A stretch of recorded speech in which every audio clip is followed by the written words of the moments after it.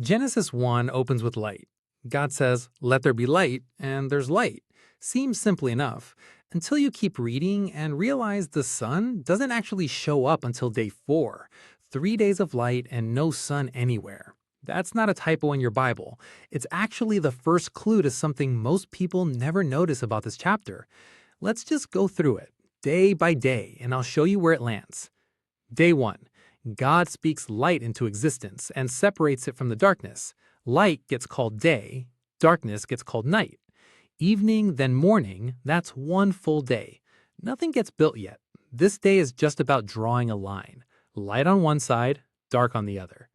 Day 2, God makes a space, the sky, and uses it to separate water above from water below. Ancient readers pictured the sky as a kind of dome holding back an ocean overhead. Whatever the picture, the point matches day 1. Another line gets drawn. Sky on one side, sea on the other. Day 3 does two things. First, the water under the sky gathers into one place and dry ground shows up. Land and sea finally, separated. Second, the land grows something. Plants, seed-bearing, trees with fruit, all producing according to their kind. That phrase repeats a lot in this chapter. Everything reproduces its own kind. Order, not chaos. And now we're back to that puzzle from the start. Day 4. God makes two great lights, one to govern the day, one to govern the night, and the stars too. But notice what they're doing. They're not creating day and night.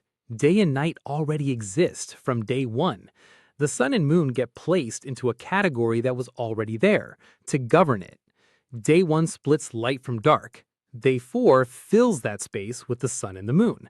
That's the pattern. And once you see it here, you start noticing it everywhere else in this chapter. Day 5, the water fills with living creatures and birds start moving across that sky from day 2. God blesses them. Fill the sea, fill the sky. Same pattern again. Day 2 made the space. Day 5 fills it. Day 6, land animals show up. Livestock, wild animals, everything that moves along the ground. Same pattern one more time.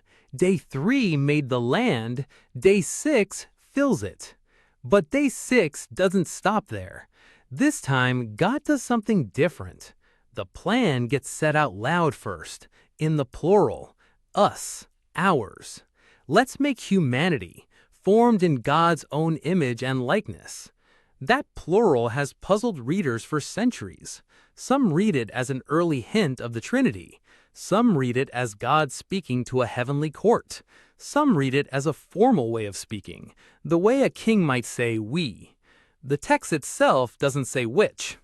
What it does explain in the very next line is this: God made humanity in his own image, male and female both, equally carrying that image. That's the part the chapter actually spells out. Step back and look at the whole week. Day 1 splits light from dark. Day 4 fills it with sun and moon. Day 2 splits sky from sea. Day 5 fills it with birds and fish. Day 3 splits land from water and grows plants. Day 6 fills it with animals and us. 3 spaces, 3 fillings. That's not a random list of events. Whoever arranged this chapter did it on purpose. There's a phrase that repeats through all of this. And God saw that it was good. 6 times.